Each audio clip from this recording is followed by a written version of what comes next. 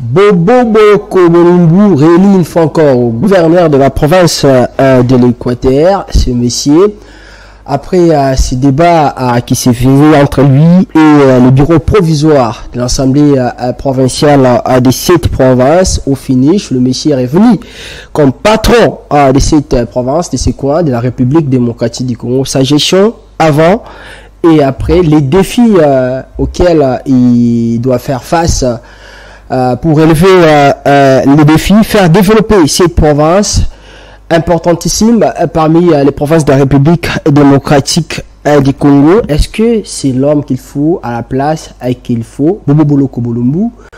On en parle dans cette émission. On va aussi revenir sur ces débats, sur ces conflits. Je ne sais pas s'il faut les qualifier ainsi, ces conflits de leadership entre les CESAC et l'INPC. Les CESAC, vous le savez, qui depuis un moment prend aussi le courage de suspendre même les journalistes. Est-ce que c'est dans ses attributions? Est-ce que les CESAC a les devoirs, ou bien dans ses attributions juridictionnelles, voulais-je dire, de suspendre les journalistes par des entreprises de presse, l'INPC aussi aujourd'hui, qui est considéré par beaucoup comme une simple association qui égorge plusieurs journalistes. C'est prendre le courage de poser des actes pour punir ou bien suspendre à travers sa commission, la commission de peur. Monsieur Zidane, vous le savez, ça fait débat aujourd'hui. Le dernier cas, c'est la suspension des journalistes Israël Mutumbo, patron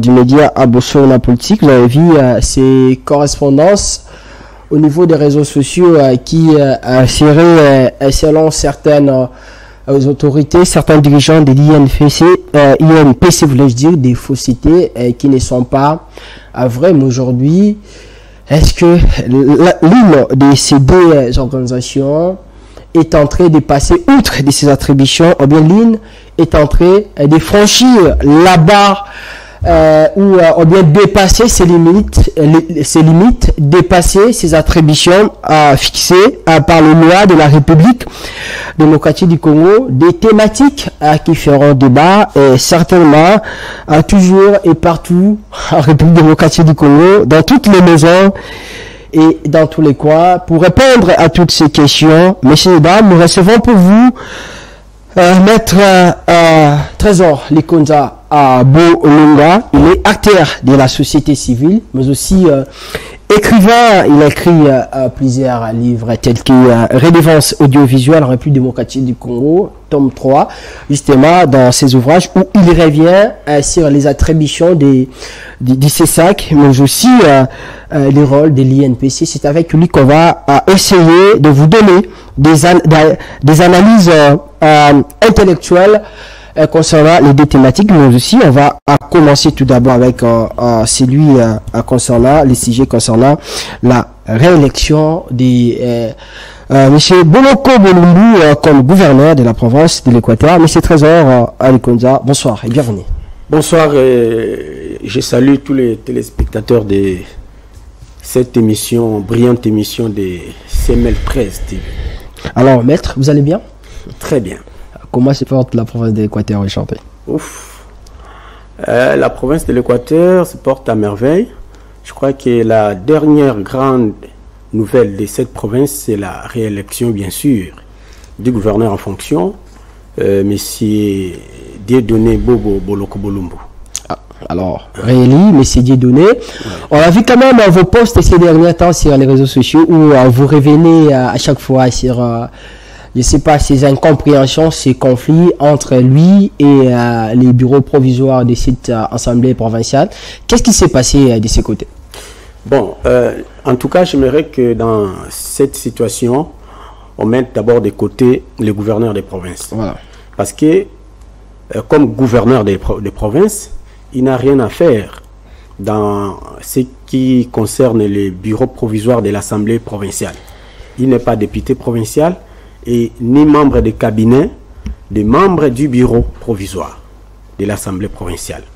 Mais il s'est passé des choses bizarres dans le chef des 3 membres qui composaient le bureau provisoire de l'Assemblée provinciale de l'Équateur. Et nous avions suivi l'actualité pour toutes les provinces les choses s'est passées normalement. Mais pour ce qui est de l'Équateur, c'est un cas à part.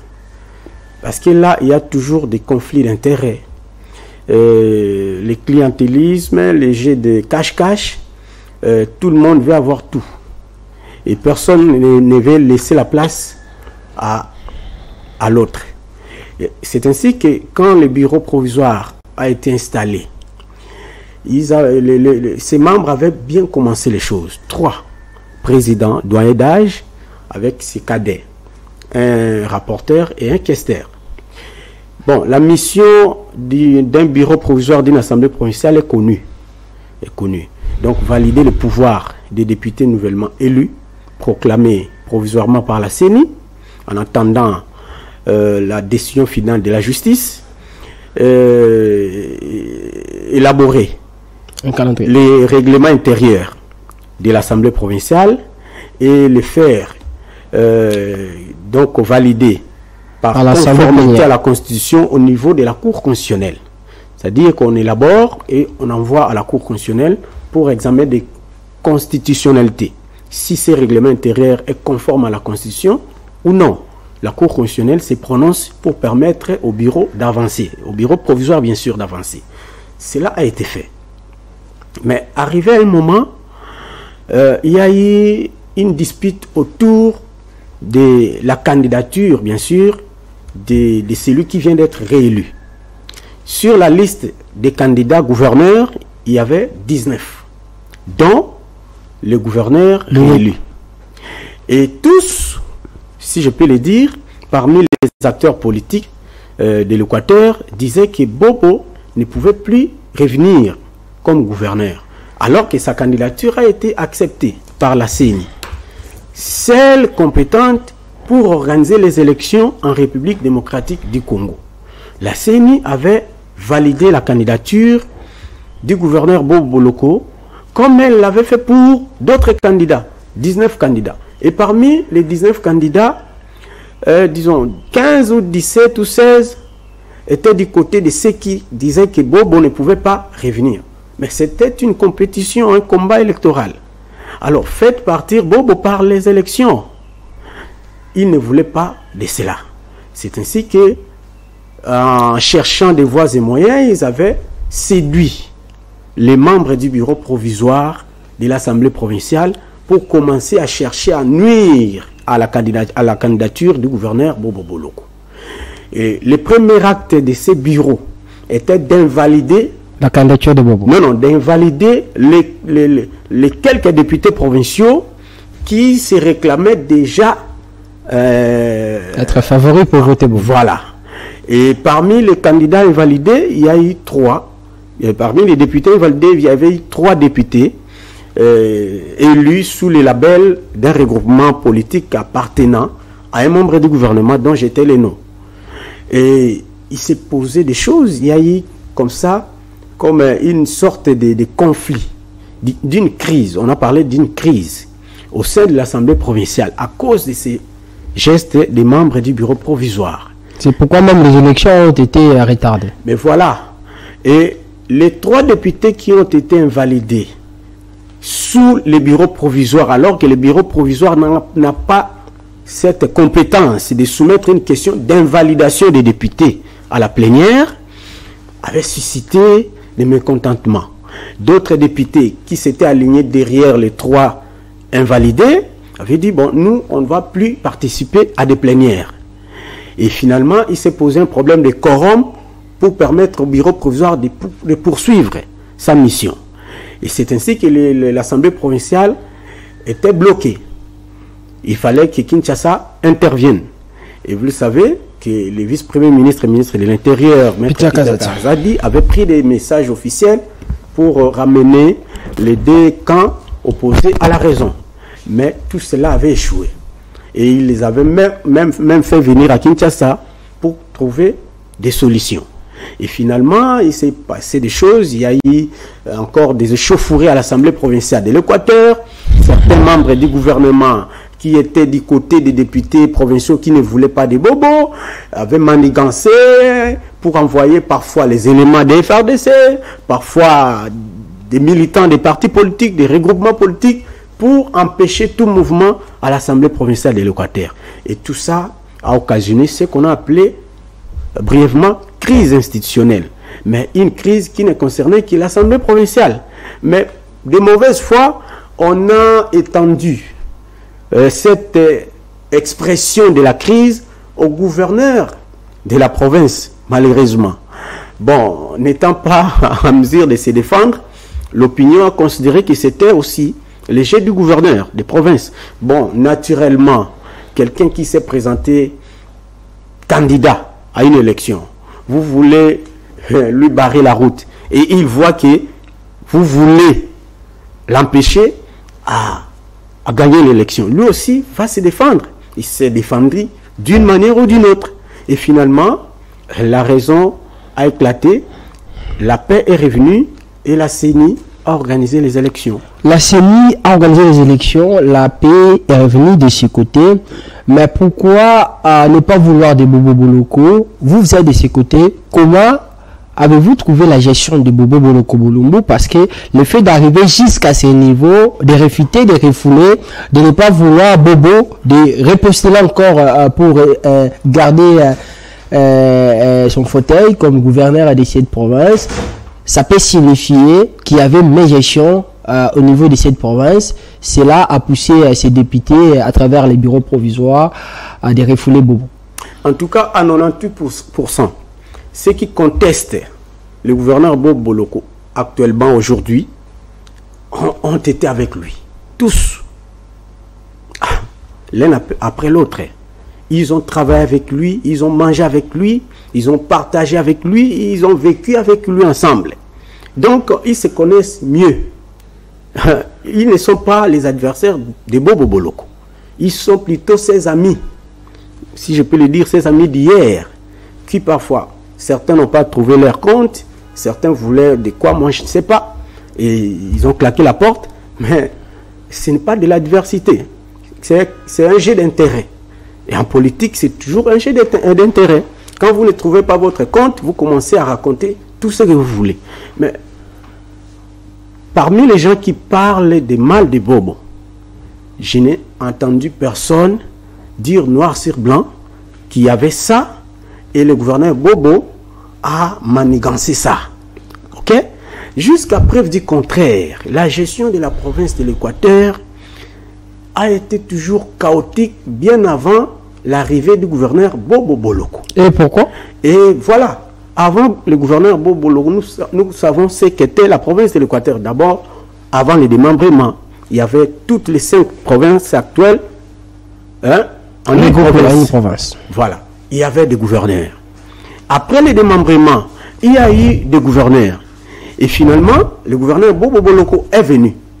Qu'est-ce que les gouverneurs qui sont passés avant Bobo avaient laissé et que Bobo est venu détruire? Ça, on ne nous dit jamais. Il a détruit quoi?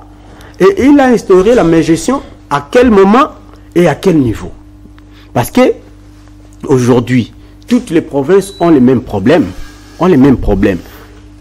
Peut-être il y en a qui étaient déjà en avance en termes d'industrie, en termes d'entreprise, en termes de main-d'œuvre locale, en termes. Les richesses, il y en a partout, y compris à l'Équateur. Il y a la forêt, il y a les bois, il y a tout la tourbière, il y en a. Mais pour rendre ces richesses-là florissantes, il y a des préalables. Si vous arrivez au Grand Katanga, vous allez trouver que les choses ont été déjà mises en place il y a des décennies. Comme la GECAMINE, comme. Aujourd'hui, si un gouverneur arrive au Katanga, dans toute sa configuration actuelle, que ce soit dans les grands Katanga, que ce soit... Il y avait déjà tout. Donc, on fait la continuité des choses. Mais à l'Équateur, il y a la richesse, oui, la forêt est là, les bois sont là, la tourbière, il y a l'histoire des crédits carbone, mais... Les décors ne sont pas encore prêts. Les infrastructures pour mettre à profit tout ça, il n'y en a pas. Le président de la République est arrivé à l'Équateur, l'actuel président de la République, par 2 fois. Et pour la première fois, moi j'étais à Mbandaka, quand le chef de l'État est arrivé là-bas, je crois en novembre 2022. J'étais là-bas, il a vu lui-même la ville. Et il était même là bien avant En 2018, il était là lors de la campagne électorale. Donc, il a vu comment les choses sont à l'Équateur. Il y a tout pour développer la province de l'Équateur, mais les infrastructures manquent. Mais c'est ce que Bobo devrait certainement à manifester cette volonté de poser des actes, de montrer qu'il a quand même à cette manière un autre leadership, une autre manière de faire les choses, pouvoir aider cette province à développer, à avoir aussi des infrastructures comme d'autres provinces. Mais bon, si le gouvernement central dote la province de l'Équateur des moyens qu'il faut, des moyens nécessaires, et que le gouverneur qui est à l'Équateur ne fait rien, que le gouvernement central puisse dire à la population ce qu'il avait envoyé à l'Équateur, ce qu'il avait mis comme moyen en termes d'infrastructure, en termes de financement, en termes, et que le gouverneur qui est en place n'est pas en mesure de réaliser les rêves de la population. Je voulais se mettre. Voilà. Là-bas, par exemple, même si on dit qu'il y a des ressources là-bas, à Colossal, à Bissal, mais quand même, c'est par des moyens aussi de la province elle-même que la gouverneure Amasuka a essayé de faire quelque chose, de poser des actes de bonne foi, justement pour faire avancer cette province en termes de développement. Donc la province de l'Équateur en elle-même n'a pas de moyens possibles de poser des actes ou bien de construire des infrastructures sans pour autant attendre du financement du gouvernement central. Bon, je dois vous dire une chose. La province de l'Équateur est exceptionnelle. Même en termes de ses dignes fils, il y a quelque chose que les gens n'aiment pas relever, la haine et la jalousie. L'égoïsme. Les ressortissants de l'Équateur, je vais dire ça. Si ça va blesser, bon, je dois quand même dire. Ça va de mon observation. Sont animés de mauvaise foi. L'esprit d'égoïsme, de l'esprit de la haine. Vous avez parlé de Madame Masuka, mais renseignez-vous, les ressortissants de sa province qui sont ici à Kinshasa, ils ne sont pas comme les ressortissants de la province de l'Équateur. Les ressortissants de la province de l'Équateur ne font rien. Ils ne sont pas soudés. Ils ne sont pas soudés. Si on vous envoie, vous, par exemple, vous êtes de l'Équateur, pour aller gérer, ne fût-ce qu'un service à l'Équateur, ceux qui sont restés à Kinshasa vont tout faire pour que vous ne soyez pas là-bas, vont tout faire pour que vous ne réussissiez pas, vont tout faire pour que les choses ne marchent pas. Ok? Et après, ils vont dire que vous êtes incapable d'atteindre les objectifs. Ceux qui sont à Kinshasa, avec leurs propres moyens, ils arrivent quand même à construire au niveau de l'Équateur. Ils construisent. Comme qui? Je vous pose la question. Parce que moi, je viens de là. Voilà. Je viens de là. Bon, peut-être ça va faire une année. Et je suis rentré à Kinshasa. Mais j'ai passé un long moment en Mbandaka, précisément. Et je n'ai vu rien de nouveau. Rien de nouveau. Parmi les acteurs politiques, je ne cite pas de noms, mais si vous voulez, vous pouvez citer, parce que vous m'avez reçu. Moi, je n'ai pas cité. Jean-Pierre Bemba, par exemple. Bon, lui, en tant que digne fils du Grand Équateur, parce que en termes d'origine, il est du Sidoubangi. Oui, il est du Sidoubangi. Mais en termes d'appartenance de l'espace géographique du pays, il est de cette partie. De Mbandaka, de Gemena, de Guadolite, de Bwende, de Lissala. Donc c'est le même espace.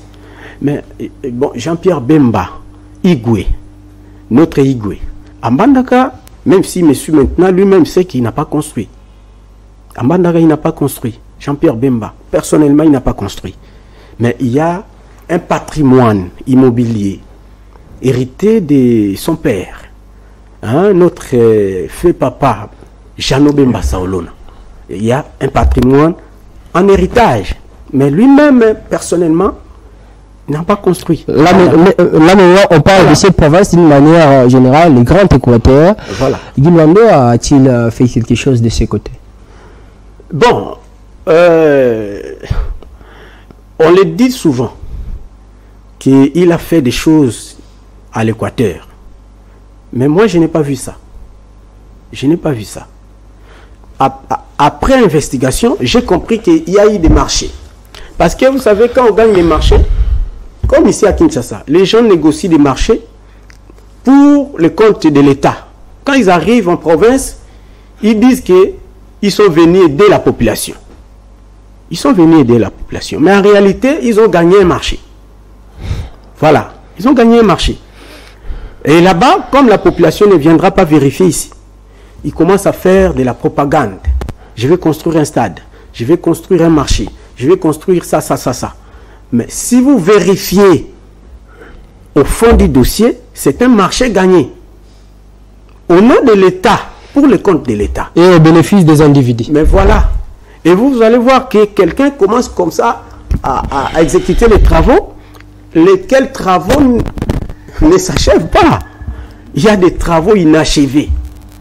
Par-ci, par-là, en Mbandaka. Des travaux inachevés. Pour ne pas parler de la construction du sanctuaire des Bakanzaïs d'or. Vous connaissez Bakanza. Voilà. Voilà. Toute une équipe gouvernementale était dépêchée à Bokoté, où on devait construire un sanctuaire en mémoire des Bakanzaïs d'or. Et le premier ministre lui-même en personne, les sortants, Jean-Michel Selalkonde, était là-bas. Mais la situation actuelle, je ne sais pas si le chef de l'État, comme il est le mieux informé de la République, ne peut pas savoir la situation du sanctuaire des Bakanzaïs d'or. Ça n'a jamais été construit. Mais voilà, voilà. Alors que l'argent était sorti. L'argent de l'État. Mais pourquoi donner l'image, l'impression à la population que vous voulez faire du bien à la population et vous commencez, vous ne terminez pas. Quelqu'un a dit construire sans terminer, c'est détruire. En quelque sorte, on est allé détruire vos côtés. Parce qu'on a commencé à construire les sanctuaires des Bakanzaïs d'or sans terminer. Donc, Bakanzaï détruit. Moi, en 2012, j'avais effectué un voyage par pirogue et on avait fait une escale à Bokoté. J'ai vu quand même l'apparence environnementale de Bokoté. Donc, on a détruit Bokoté. Parce qu'on n'a pas fini à construire les sanctuaires des Bakanzaïs d'or. Donc, tous ceux qui viennent se taper la poitrine ici à Kinshasa, comme quoi ils construisent, ils réalisent des travaux, ils sont en train de contribuer au développement de la province de l'Équateur pour peut-être tromper l'opinion au niveau de la capitale du pays. C'est faux et archi faux. Il n'y a rien. Personne n'a rien fait à l'Équateur. Bon, ils peuvent se dire que dans d'autres provinces, ils ont réalisé, ils ont accompli leur mission, leur tâche, mais à l'Équateur, à Mbandaka, comme j'étais en train de dire ici, ceux qui ne veulent pas du gouverneur Bobo, vous allez voir, il est réélu. Et vous allez voir, laissez 2 mois, 3 mois, 4 mois, 5 mois, 6 mois. Ils vont tout faire pour les bloquer ici à Kinshasa. Même s'il y aura un projet pour la province de l'Équateur, ces gens-là seront derrière ces projets pour les bloquer. C'est comme ça l'Équateur. Mais Maman Fifi Masuka a des bonnes idées, mais elle réalise ces bonnes idées parce que aussi ses frères et sœurs l'accompagnent. Voilà. Elle la laisse travailler. C'est ce qui n'est pas le cas au niveau de l'Équateur. Non, non, non. Mais voyez, ils ont développé un discours xénophobe qui ne peut travailler à l'Équateur qu'un originaire de l'Équateur. Vous voyez? Qui a développé ça? Mais les ressortissants de l'Équateur, ils ont tout fait pour nuire aux Congolais originaires d'autres provinces. J'ai dit aux Congolais. Mais il y a un sénateur qui est originaire d'une autre province qui vient d'être élu au niveau de l'Assemblée provinciale de l'Équateur. Si moi je parle des biens du gouverneur Bob Boloko, c'est parce qu'il s'est battu. Il s'est battu pour combattre ce discours xénophobe.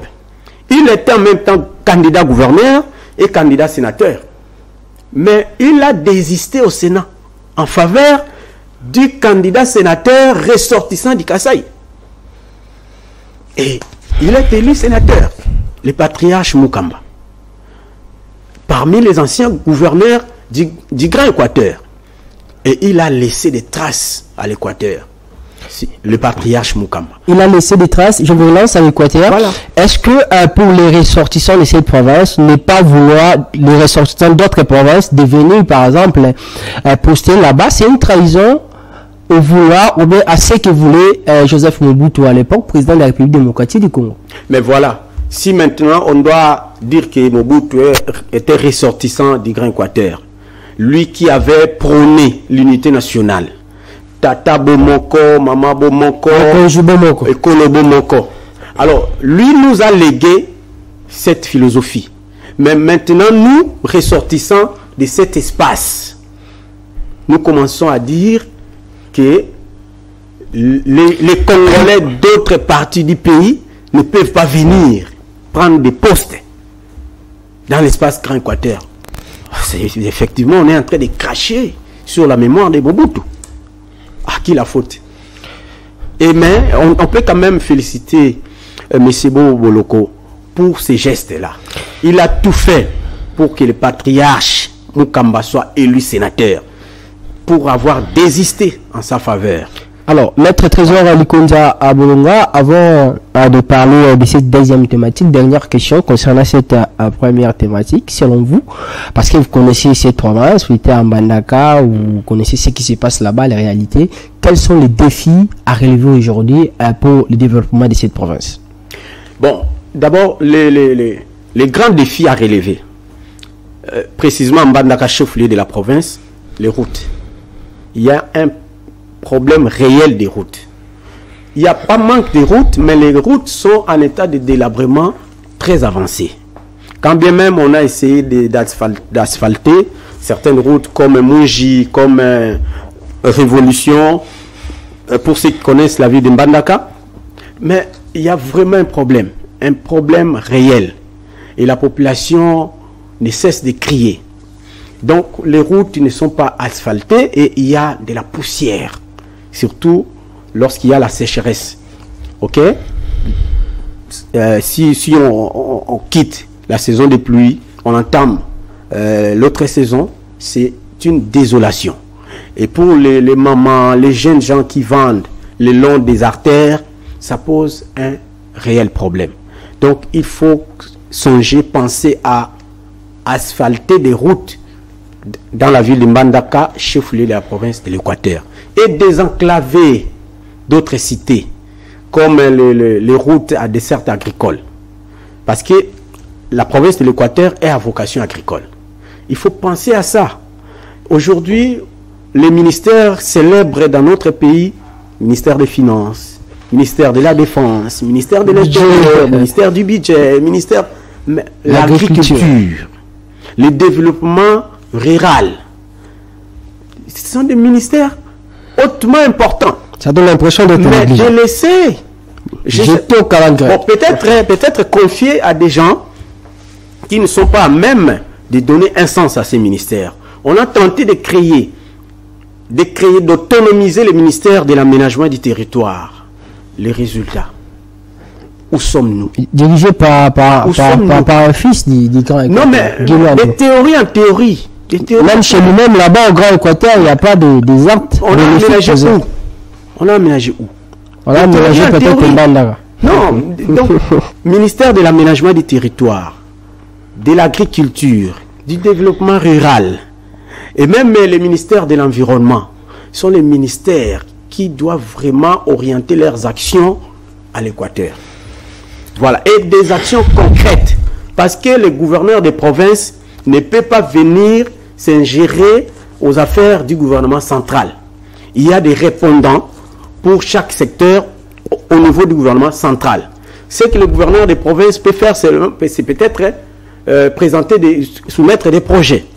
Et si le gouvernement central ne fait rien, alors le gouverneur des provinces, on ne peut pas les pousser à démissionner pour autant. Il faut que le gouvernement central prenne ses responsabilités. Et que le chef de l'État, pour ses mandats renouvelés, puisse quand même se focaliser sur la situation de la province de l'Équateur en termes de développement. Alors, Maître Trésor Likonza Abolonga, on va prendre la deuxième thématique de cette émission qui sera focus sur votre ouvrage, la énième, s'il faut le dire ainsi, sur la redevance audiovisuelle en pays démocratique du Congo, tome 3, où vous revenez sur les attributions du CESAC. Je ne sais pas, certainement vous aviez aussi abordé les attributions de l'INPC. Aujourd'hui, ça fait débat. On a vu, même à l'époque où la chaîne, voulais-je dire, CML13, son signal a été coupé. Le CESAC ne s'est pas arrêté à ces niveaux. Il a pu même le courage de suspendre un journaliste, Louis France, qui a été suspendu pendant 3 mois. C'est ça qu'aujourd'hui, est-ce qu'il y a conflit de leadership entre les CESAC et l'INPC? Mais j'ai appris que CNL13 avait payé des amendes colossales. On n'a jamais payé des amendes colossales. J'ai appris. Ouais, on n'a jamais payé. Non, mais c'est pas un péché. Si on avait payé, il faut le dire. Ouais, on doit savoir que la chaîne avait payé. On n'a jamais payé parce que c'était une suspension injuste. On n'a jamais payé des amendes. Moi j'ai appris. Ouais. J'ai appris dans mes recherches. Ouais. C'est de l'argent. Ouais, ce sont des créations, des dires très inutiles déjà. On n'a jamais payé. Ce n'est pas une faute dans les chefs de la chaîne. Voilà. Moi, j'ai dit que c'est de l'argent. Ouais. Si la chaîne avait payé, c'est de l'argent. Ouais, ça, je sais pourquoi j'ai dit ça. Ouais, mais on n'a jamais payé. Okay. On n'a jamais payé. Bon. Un mois, la chaîne était restée comme ça. Et après, on avait introduit la lettre et comme demandé par les CESAC pour la réouverture de la chaîne. D'accord, merci. Merci pour cette précision. Mais le livre est publié en 3 tomes. Il y a le tome 1, publié en 2021, tome 2 en 2022 et le tome 3 en 2023. Donc, le tome 3 analyse l'ordonnance loi de 2023, fixant les modalités d'exercice de la liberté de presse, la liberté d'information et d'émission par la radio et la télévision, la presse écrite ou tout autre moyen de communication en République démocratique du Congo. Pourquoi? Parce que moi, j'avais contribué. Le tome 2 de ce livre, c'est cet ouvrage-là qui a donné naissance ou l'opportunité aux décideurs de doter la presse de ce qu'on appelle aujourd'hui ordonnance loi. Et les autres parlent de la loi Mouyaya. Donc ça vient de ces livres. C'est le tome 3 qui parle de la loi Mouyaya. Oui, le tome 3 parle de cette loi, mais le tome 2 a donné la piste de sortie pour doter la presse de cette loi. Parce que tout est parti des états généraux qui ont été organisés en janvier 2022.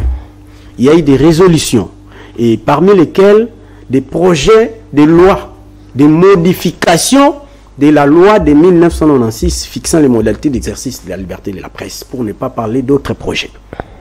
Et là, il y avait déjà un problème. Et moi, j'avais reçu la version PDF de tous les textes qui ont été adoptés aux états généraux pour analyse. Parce qu'avant les états généraux, j'ai été consulté. J'avais eu des séances de travail. Mais bon, je n'avais pas eu l'opportunité de participer aux états généraux. Mon ombre planait lors des débats là-bas. Parce que tous ceux qui ont été retenus par des commissions, des comités, tout, c'était des idées que j'avais données. Et ils avaient également consulté les livres, tome 1. Et ils m'avaient dit, mais maître, vous avez tout dit. Qu'est-ce qu'on va dire aux états généraux? Aidez-nous.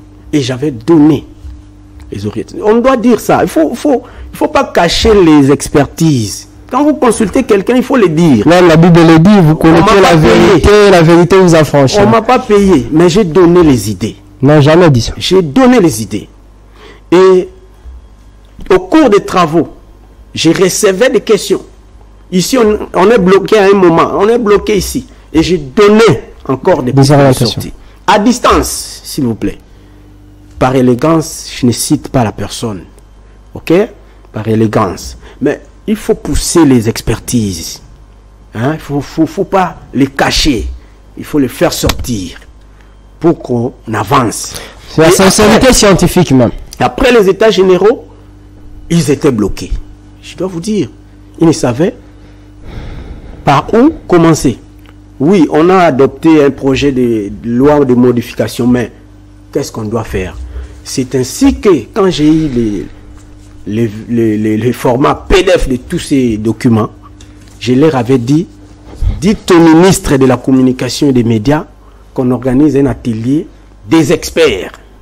Un atelier des experts pour nettoyer les textes et adapter les textes au contexte constitutionnel actuel. Ça a été organisé.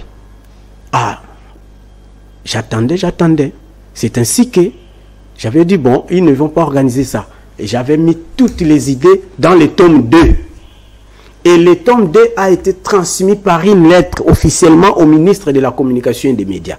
Et dans ce tome-là, j'avais dit qu'il n'était plus question de modifier la loi de 1996 parce que l'article 24 de la Constitution a prévu qu'une loi fixe les modalités d'exercice de la liberté de presse, liberté d'information et d'émission par la radio et la télévision, la presse écrite ou tout autre moyen de communication.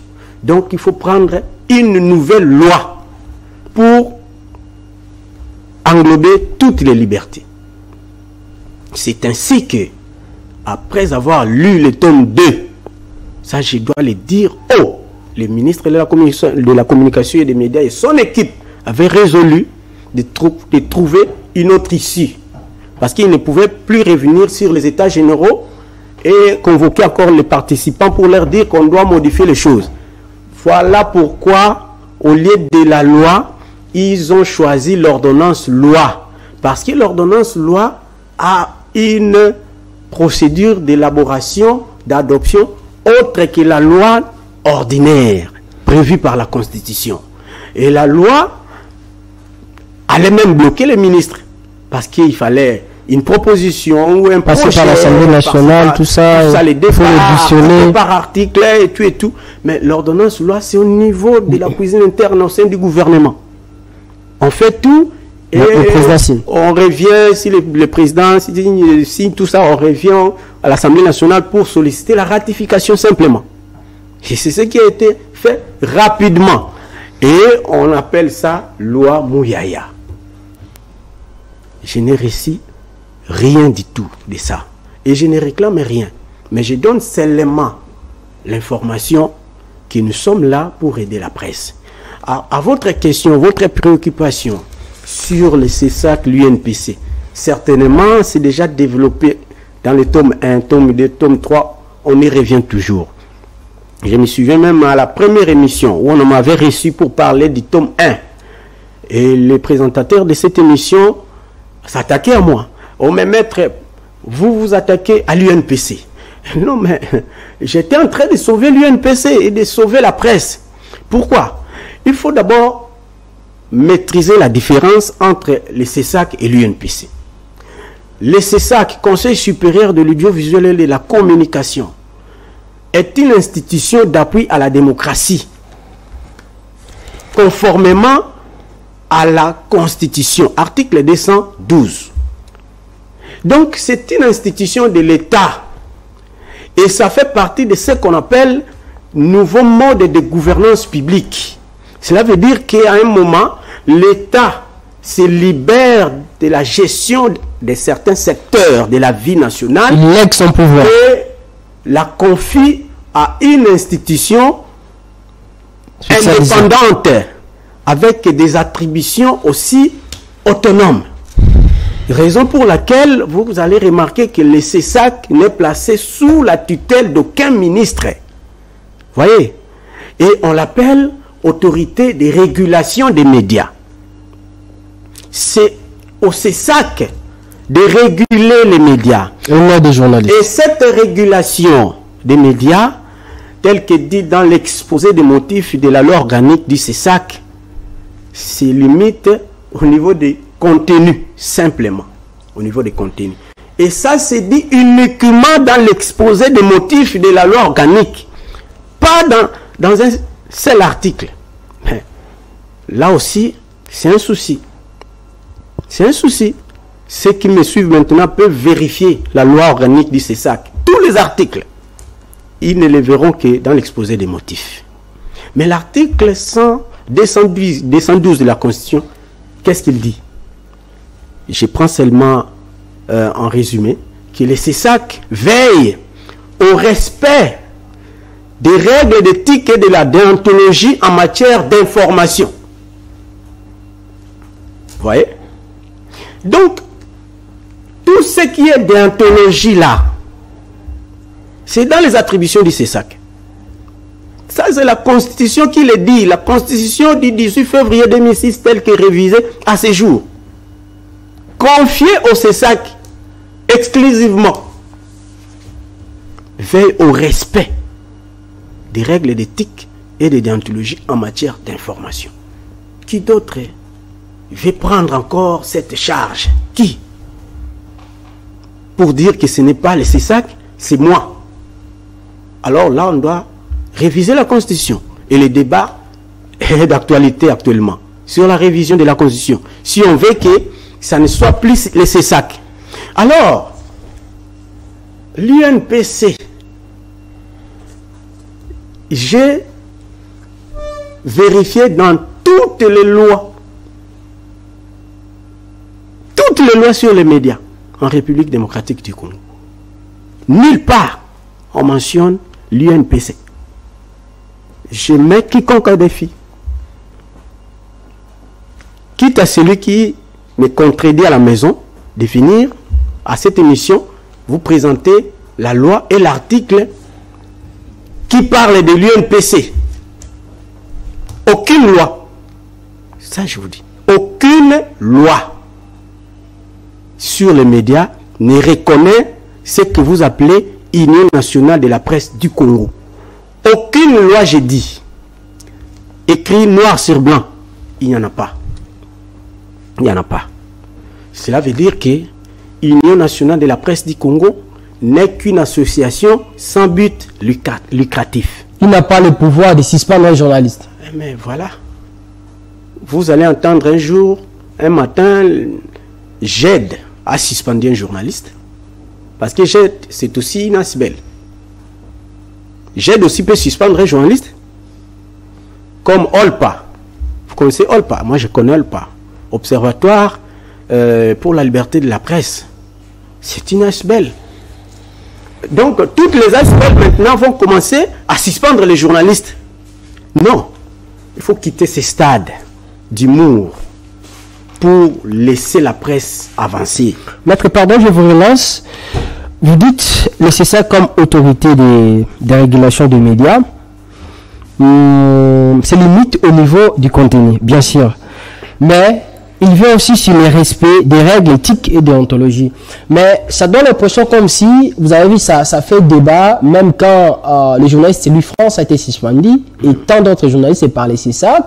Certaines personnes disaient que les CESAC, son rôle, son pouvoir, se limite au niveau, certainement, de la suspension d'un média, d'une entreprise de presse, et non des individus comme journalistes. Mais au moment où vous parlez, comme un rôle du CESAC, de veiller au respect des règles éthiques et de la déontologie, mais on veut à la déontologie ou bien à l'éthique, pas à l'éthique des entreprises comme médias, mais de l'éthique des journalistes comme individus qui travaillent dans des médias. Bon, là, il faut préciser les choses. Quand la Constitution parle des règles d'éthique et de déontologie en matière d'information, elle ne précise pas qu'il s'agit des journalistes ou des acteurs des médias, personnes physiques ou personnes morales. Ça concerne et les journalistes professionnels et les professionnels des médias en général, y compris les médias qui sont des entreprises de presse. Donc l'ensemble de ça forme ce qu'on appelle acteurs, les premiers acteurs de la régulation des médias. Parce que la régulation des médias a ses acteurs. J'ai un livre sous presse sur la régulation des médias en République démocratique du Congo. Ça va sortir bientôt. Donc, il y a les acteurs, les premiers acteurs de la régulation des médias, les journalistes professionnels, les professionnels des médias dans l'ensemble. Parce que les journalistes professionnels sont aussi professionnels des médias, mais tous les professionnels des médias ne sont pas des journalistes professionnels. Ça aussi, cette différence-là aussi, on doit la cerner. C'est quoi la différence? Non, mais votre collègue qui est de l'autre côté, au niveau de la régie, et vous, la réponse est là. Ah, ok. C'est un professionnel des médias, comme vous. Mais vous êtes journaliste professionnel. Et le journaliste professionnel, lui, c'est vous à la collecte, au traitement et à la diffusion, et à la diffusion de l'information. Et pour en arriver là, il a besoin de celui qui tient la caméra, il a besoin de celui qui a la régie. Donc le concours de tout le monde, et ça forme la profession. Voilà. Et donc aujourd'hui, si on voit les CESAC prendre des mesures sur les médias et parfois sur les journalistes, d'abord pour les médias, ce n'est pas une faute, ce n'est pas une violation de la loi. Parce que la Constitution, l'article 212, a prévu que la loi organique complète, complète cet article-là. Et la loi organique du CESAC a été déjà promulguée. Elle est en vigueur depuis. Et dans cette loi, il y a une procédure, toute une procédure. C'est ça, comme autorité des médias, qu'est-ce qu'il peut faire? Qu'est-ce qu'il peut faire? Et en cas de violation, en cas de violation des règles d'éthique et de déontologie, la loi organique a prévu une procédure à suivre. Il y a par exemple une plainte qu'on peut déposer auprès du CESAC. Le CESAC peut aussi se saisir d'office. Mais dans tous les cas, il est dit que la procédure devant le CESAC débute par une mise en demeure de 7 jours francs.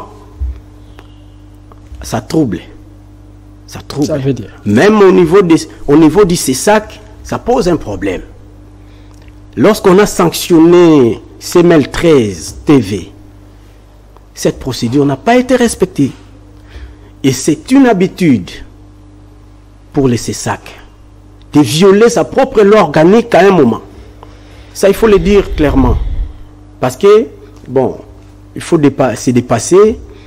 J'ai des frères qui sont au CESAC, mais ce n'est pas un problème d'individu ici. C'est un problème des institutions. Je ne m'attaque à personne. On parle de ce qui doit être fait. En cas de la plainte, la loi organique a dit que le CESAC peut être saisi d'une plainte à charge de toute entreprise de presse. À charge de toute entreprise de presse. On peut vérifier ça. Je crois à l'article 57 de la loi organique. On peut vérifier. À charge de toute entreprise de presse. Pas à charge de tout professionnel de presse.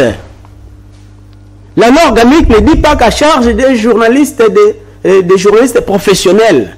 C'est à charge de toute entreprise de presse. Quand on parle de toute entreprise de presse, on voit la personne morale. On voit les médias comme personnes morales et non personnes physiques. Ça ne peut pas toucher aux personnes physiques. Les journalistes et les professionnels des médias sont des personnes physiques. La plainte, toute plainte déposée au CESAC, introduite au CESAC contre un journaliste, le CESAC, à travers sa commission qui examine les plaintes, ne peut que déclarer cette plainte irrécevable pour mauvaise direction. Le CESAC ne peut même pas agir sur un journaliste. Et mais voilà, il y a eu un dérapage dans le règlement intérieur du CESAC. Les rédacteurs du règlement intérieur du CESAC ont fait ce qu'on peut appeler fraude à la loi organique du CESAC. Ils ont injecté à l'article 87, je pense bien, que le CESAC peut aussi sanctionner un journaliste. Dès lors qu'une plainte vise un journaliste professionnel, le CESAC peut lui notifier des griefs et l'appeler à présenter ses moyens de défense. Ça, c'est en violation flagrante et grave de la loi organique. Le règlement intérieur a pour but de retracer la procédure des articles contenus dans la loi organique. Comme on a dit que le CESAC peut être saisi par une plainte à charge de toute entreprise de presse, comment ça doit se faire? C'est autour de cette disposition qu'on doit chercher à éclairer dans les règlements intérieurs comment ça doit se faire. Et non ajouter des choses dans les règlements intérieurs. Le règlement intérieur ne vient pas modifier ni compléter la loi organique. Donc, c'est une fraude à la loi organique. C'est une fraude à la loi organique, Maître Trésor, mais si le CESAC n'a pas vraisemblablement ses pouvoirs de sanctionner un journaliste, quel est cet organe qui a compétence, ou bien qui est compétent de sanctionner un journaliste? Très bien, vraiment question pertinente. Nous sommes partis des années Zaïre, hein? Les années Zaïre, comme un artiste disait, les années Zaïre. Ok? Là, il y avait ce qu'on appelait parti-État. Parti-État, tout le monde devait se soumettre à l'idéologie d'un père. C'est ainsi que, à l'époque, on avait mis en place ce qu'on appelait UPESA, Union de la presse du Zaïre. C'était UPESA qui s'occupait de l'ensemble des journalistes. Tout passait par UPESA. C'était la dictature. Il n'y avait pas une autorité de régulation des médias. Le gouvernement donnait des autorisations à qui il voulait pour créer un média. Et arrivé, parce qu'on a proclamé le multipartisme au début des années 90, arrivé en 1996, on a eu la loi fixant les modalités de l'exercice de la liberté de la presse, laquelle loi avait libéralisé les secteurs des médias. On ne pouvait plus parler de l'UPESA comme seule organisation au sein de la presse. Et arrivé en 2004, il y a eu la constitution du 4 avril, je crois, qui avait proclamé la liberté d'association. Et cette liberté est reconfirmée, réaffirmée par l'actuelle constitution. La liberté d'association est garantie, article 37. Donc aujourd'hui, pour voir ou savoir qui peut prendre des mesures sur les journalistes, il faut d'abord maîtriser ces contextes-là, ok? Et arriver au niveau où nous sommes. Il y a le CESAC d'une part, d'autre part, il doit y avoir un autre organe, certainement, qui devrait s'occuper des journalistes. Et ceux qui ont créé l'UNPC en 2004 avaient l'idée de reconduire, de poursuivre la mission de l'UPESA parti État au sein de la presse. Or, ce n'était plus le moment. Ce n'était plus le moment. C'est ainsi que l'UNPC, dans ses statuts, dit que c'est une association qui regroupe l'ensemble des professionnels des médias. Non, en torse. Et la loi sur les ASBL ne tolère pas ça. Et si on voit l'article 37 de la Constitution actuelle, c'est aussi contraire à la Constitution. Donc il faut revoir les statuts de l'UNPC. Et donc l'UNPC concerne ses membres, pas tous les journalistes. Et maintenant, parce qu'ils avaient l'idée aussi de prendre les modèles français. Parce qu'en France, il y a 5 grandes commissions qui s'occupent de la presse. Il n'y a pas une organisation au sein de laquelle il y a des commissions. Non, chaque commission est indépendante vis-à-vis des autres. Et ils ont pris ce système, ce modèle français pour plaquer sur la situation de la RDC. Ils ont créé une NPC avec des commissions à son sein. Et vous voyez aujourd'hui, les commissions de l'UNPC, chacune a ses statuts propres. Alors que l'UNPC elle-même a des statuts, ces commissions aussi ont des statuts, et ces commissions ne dépendent même pas du comité directeur de l'UNPC. Du coup, on a créé un monstre au sein de la presse, et ce monstre qui crée des dégâts aux journalistes.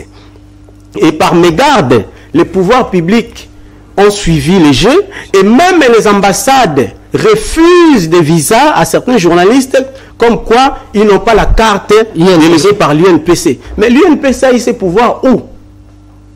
Certainement le fait pour l'État congolais de collaborer avec l'UNPC, de travailler en collaboration, parce qu'à chaque fois quand un journaliste est arrêté, certainement, quand l'UNPC à travers ses dirigeants il parle avec les dirigeants, les autorités compétentes, c'est une façon pour l'État de reconnaître l'existence de l'UNPC et de légitimer l'UNPC. L'État se soumet simplement à une personne privée. L'UNPC, c'est une organisation privée qui n'est même pas reconnue par un arrêté ministériel. Donc pour vous, c'est une organisation privée. Avec cette émission. Donc pour ajouter, si l'UNPC aujourd'hui, comme j'ai suivi la situation d'Israël Moutoumbo, prend une décision, soi-disant de suspendre les journalistes, En droit, c'est un acte inexistant. C'est un même événement. C'est un acte inexistant en droit. Inexistant. Parce que l'UNPC n'est même pas investi d'un pouvoir quelconque par une loi ou par un acte réglementaire. Donc, elle pouvait peut-être normalement, sur base d'une loi, prendre un acte irrégulier. Ça pouvait se comprendre. Mais dans son cas, dans le cas où nous sommes, l'UNPC n'est reconnu ni par une loi, ni par un acte réglementaire, à part la loi sur les ASBL. Alors, prendre une décision de suspendre un journaliste de l'exercice de sa profession, c'est un acte inexistant.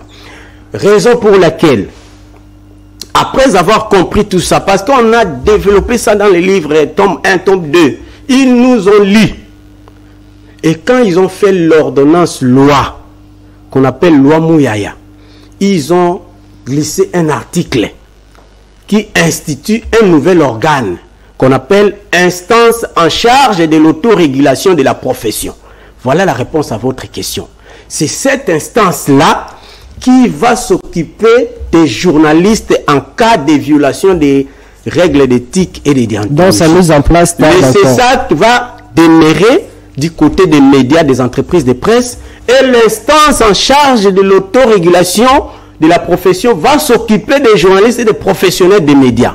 Mais le péché de l'ordonnance loi, à ce niveau, c'est de n'avoir pas désigné une structure ou une organisation censée jouer le rôle de l'instance en charge de l'autorégulation de la profession.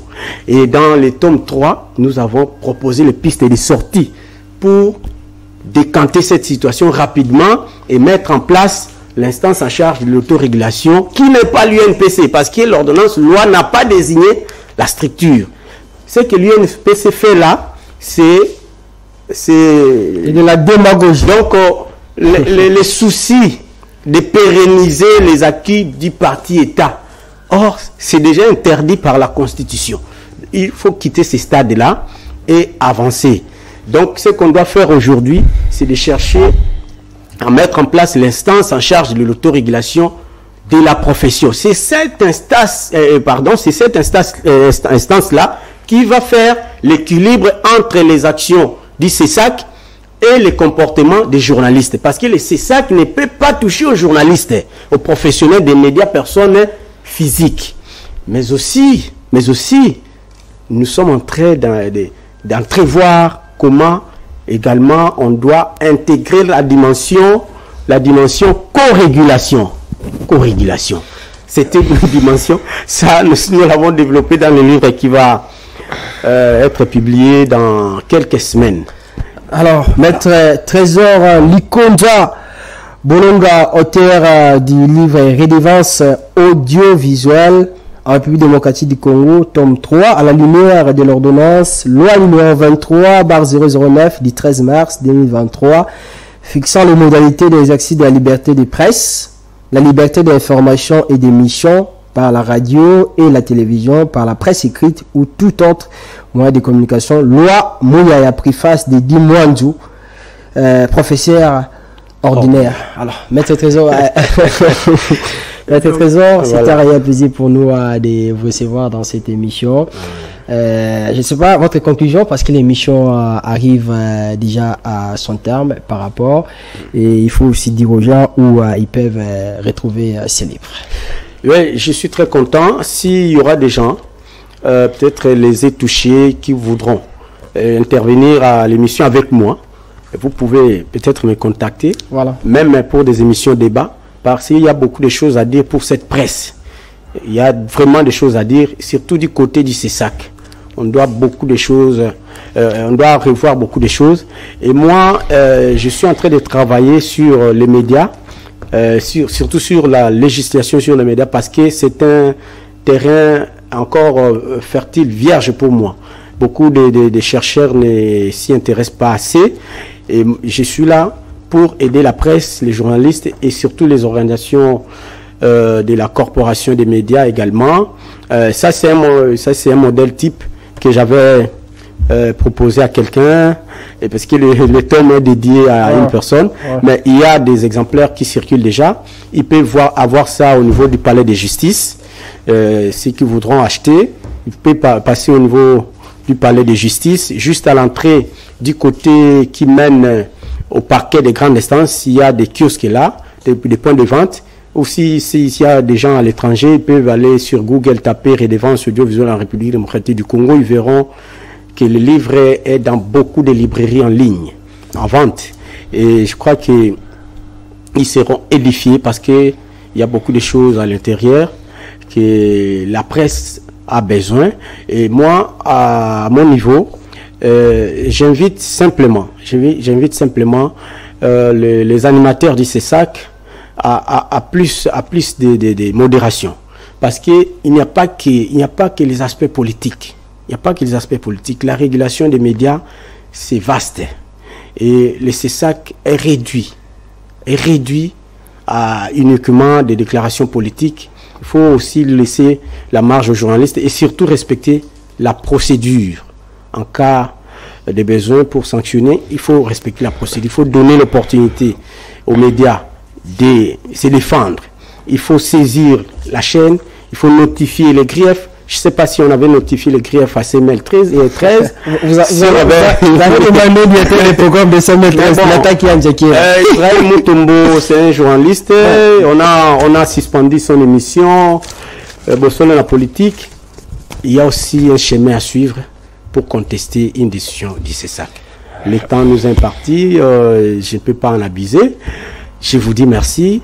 Et n'hésitez surtout pas, chaque fois que vous avez besoin de moi, de m'inviter et je viendrai. Le livre est tellement colossal, abyssal. Prochainement, on va prendre d'autres parties de ce livre. Maître, c'est un réel plaisir pour nous de vous recevoir dans cette émission. En tout cas, merci surtout. C'est la redevance audiovisuelle. Ouais. C'est aussi une question brillante. Veuillez organiser une émission sur ça, parce que ça concerne également les radios et télévisions privées. Avec pas ce que vous entendez. Ok, avec plaisir. Merci à toutes et à tous de nous avoir suivis. Merci au maestro James Mouka qui était à la réalisation de cette émission, sans oublier la seule et l'unique, la femme à la couleur d'origine, leader Nao, qui nous assistait. À toutes et à tous. On va se retrouver prochainement pour un autre numéro de cette émission sur les antennes de CML 13. Restez-nous toujours fidèles.